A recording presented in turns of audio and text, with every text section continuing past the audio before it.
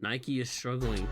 The company known for their Nike shoes is the world's and largest sportswear brand. and wear. This year, the company is on a mission to get its stride back. Well, how is this it struggling? Week, the company posting its first earnings under new CEO Elliott Hill. Nike beating on the top and bottom lines, but its sales fell 8%. Analysts say it's the beginning of a long turnaround for the company after what should have been an Olympic gold earnings summer. Nike shocked the market. Shares of Nike are in free fall after they missed on revenue last night and cut their full-year earnings guidance. Jesus. The shares down 20% are on pace for their worst day ever. The plunge wiped out $28 billion of Nike's market cap. This stock is cut in half since the all-time high in November of 2021. Like, what's happening? Is competition eating their lunch?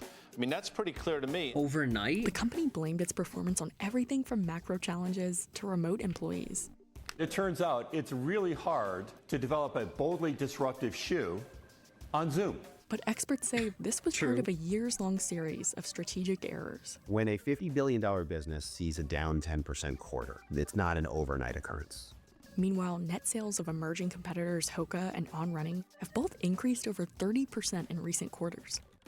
Even established rivals like Adidas and Asics have seen growth while Nike has declined. Nike has fallen behind. So and I what think that's did they do different this time illustrative around? of the fact that they've had a bit of a lull when it comes to innovation. If you don't have that, then the kind of scale that Nike has achieved isn't worth much if you don't have the growth. Now, all eyes are on Nike's new CEO, Elliott Hill, to turn the company around. Company veteran Elliott Hill is going to come out of retirement like Tom Brady to take the helm.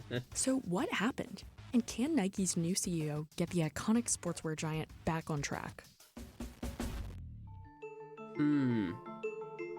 Since going public in 1980, Nike's formula of marketing around elite athletes helped it become a global superpower. So what makes Nike special? Well, that's, I think, part of the magic of the marketing. So much of retail is storytelling. Nike dominates, or historically has dominated, storytelling.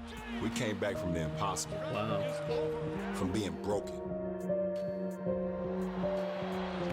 And that storytelling resulted in strong sales. By 2016, Nike reported annual revenues of $32 billion. Oh my God. Nike co-founder and former chairman Phil Knight decided he wanted to shift the company's focus towards digital growth before he stepped down as chairman in 2016. Oh, I think that's in the 2020, problem then. former Nike board member John Donahoe replaced Mark Parker as CEO of the company. Joining me is John Donahoe. He is the brand new CEO of That might be Nike. their problem, is being more too online Nike, than it should be under in person. Parker, they were hitting their stride when it came to design, resonating with the consumer. The next wave of growth for Nike was going to be in digital. Donahoe but it made can't sense be. because his background is as a tech executive. He was the CEO of ServiceNow. He was the CEO of eBay. So he came from Silicon Valley. Under Donahoe, Nike began moving towards a more direct-to-consumer model, or DTC, by pushing sales directly from its own platforms and stores. What Nike did is they decided, let's focus on DTC. It's a higher margin business, but and of course, they want to keep in the doing best so, I think that's where they releases lost for themselves. themselves, and therefore they pulled back from some of their long-standing partners, like Foot Locker, for example. For a while, the plan seemed like it was working. But it In was September too focused. 2020, Nike reported digital sales growth of 82%, despite relatively flat revenue for the quarter In 2020, we were in COVID, by the way, so everyone had to shop online. compared to the previous year. Because of COVID. We all went into lockdown I shouldn't have and paused. Nike digital online sales were booming. They were ahead of the game when it comes to retailers Business is selling booming. online because they were first at it and they did extremely well. Encouraged by the success, Nike began officially limiting ties with retail partners like Dick's Sporting Goods and Foot Locker, and cutting others out altogether. Yeah, okay, This now I was know a their bold issue. move. As of June 2021, these wholesale partners still accounted for around 61% of Nike's sales. And that's where their problem is. But Donahoe seemed to double down on Nike's digital They're push. losing out because In of an the earnings call, the Donahoe said in-store the stuff. consumer Yeah. is digitally grounded and simply will not revert back. No, they need to. They Here's need the to. problem. Research shows that DTC doesn't always work the way businesses hope it will. Correct. A 2024 study by BMO Capital Markets found that People will, like when people go shopping for shoes, they want to see it, feel it, wear it to know how it looks on them, right? If you kind of just like you go on your phone, right? You're looking at the shoe, you can do it whatever. If you haven't had the shoe before, you're not inclined to buy it online, but when you go to like Dick's Sporting Goods, Payless shoe stores, Foot Locker, any place like that that have the shoe, and you're like, let me try it on. I think that's where the market comes from. People want to feel it, see how it looks, instead of just buying it online and going from there. Retailers who sell directly to consumers didn't actually see a relative increase in revenue, margins, or other profit markers. Everyone thought, oh, if I eliminate the middle person, I eliminate the partner, I'll get their profits, I'll get their margins. What we showed is it wasn't happening.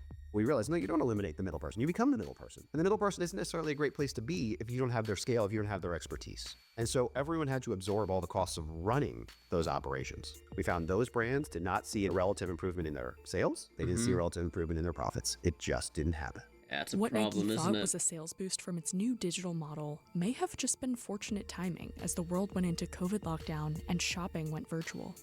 In 2021, as lockdowns lifted and consumers started to seek out in-store experiences, Nike's digital growth started stalling. Internally, the company was undergoing layoffs and cost-cutting measures that it said were focused on shifting resources and creating capacity to reinvest in our highest potential growth areas. It does appear, according to analysts, that Nike over-rotated toward the direct-to-consumer, and then when it came back time for Americans and folks around the world to go shopping again after COVID, Nike just didn't have the same kind of priority and placement on the shelves, and it didn't have those styles that were really resonating with consumers. Nike had also pulled back on developing its running business during a time when a record number of athletes joined the sport during COVID. It had a big impact. Nike previously was really integrated into that running community and always speaking to that community, and that gives you authority and credibility in the category. They pulled back on that. At the same time, Nike was also grappling with a slowdown in consumer spending in China. There's no question Nike can blame some of it on macro, but it's the Oh my God, that's a nice store. Hold on a second. There's no question Nike can blame some of it. Oh my God, that's a pretty big store. So consumers are spending less in over there at the on macro, what? but it's the flatline growth in North America, which is more suspect and harder to blame on the macro, especially when Adidas is growing its chief competitor because it has more innovative styles that people are really gravitating toward. It became I think clear everyone's that got their own Nike style not and firing on they all change it cylinders up on the innovation front was decently. really when the problem started beginning. And it ceded market share to players, particularly in the running space, like On and Hoka.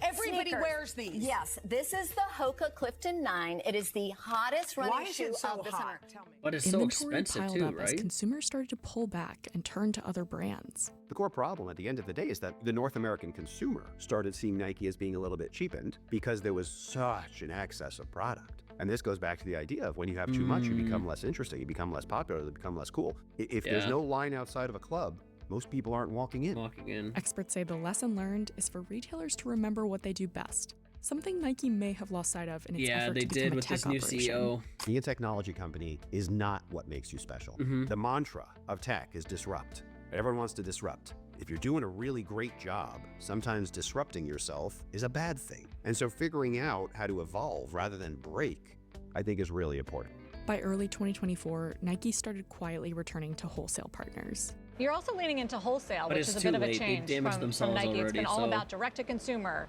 sell on your website, sell in your stores, and now there's a shift. Why? Coming out of COVID, it was quite clear consumers were also going back into physical retail. And we recognized that in our movement toward digital, we had over-rotated away from wholesale a little more than we intended. Okay, so he So knows. we've corrected that. We're investing heavily with our retail partners. Foot Locker's relationship with Nike seems to have improved substantially. Nike needs them more than Nike thought. That's very important. It ain't just all DTC. But it's not just Foot Locker. It goes back to Foot Locker, Dick's Sporting Goods, Payless shoes, even just having their own Nike store there, right? It matters. In September 2024, Wow. the company announced Elliott Hill would take over for Donna Ho as CEO. Elliott Hill is someone that Wall Street doesn't know well, but internally at Nike, what I hear is he's known very well and very popular. This is a guy that started as an intern at Nike and has now worked his way all the way up to become CEO. He's a 32-year veteran. He also came up through the sales channel, so there are great expectations that he will know what produces a hit and will help turn around the innovation problem. If you look this guy up and his resume, literally it shows that he started as an intern at Nike and it built his way up. And there's a timeline of it somewhere online. That Nike has has suffered under John Donahoe. In its most recent earnings call, Hill said the company will focus on clearing out excess inventory and reinvesting in sports marketing. We lost our obsession with sport. Moving forward, we will lead with sport and put the athlete at the center of every decision. This is not a story that 6 months from now we're going to be cheering about. This is going to be an 18-month plus show me how you're going to compete with all the smaller brands that have come from behind and the customers fallen in love with. I heard they need to noise, reinvigorate. They need to remind people cams. that Nike is special. And so I think if I'm Elliot right now, I think what I'm doing is I'm going back to my product people and I'm saying, I don't know what you've been working on in the past. Maybe you have something new, maybe you don't. Let's see. What is this innovation? Yeah, what's he got? And as soon as we can start telling people we have good product, then we will put really good marketing. Why does Nike win?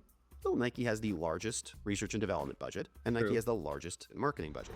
Last time I checked, winning is winning. As long as they use that effectively, it's very hard to compete against. It doesn't mean that new brands can't emerge, doesn't mean that new brands can't take some share, but it means that Nike should always be able to get it back, as long as they have their eye on the ball. And they can't lose sight of it either. As soon as they start losing sight of it, it's an issue. But I don't... So Nike was struggling under one CEO, but as soon as this guy came in, he has, I think, just seeing his previous jobs on his resume, I think he may lead Nike to what they need. I could be wrong, but I mean, I think they're still a company that's doing well for themselves. I think that they are still profitable. They're still earning. They're not losing. Definitely not losing. They still have people shopping. But I don't think Nike's struggling whatsoever. So I don't know.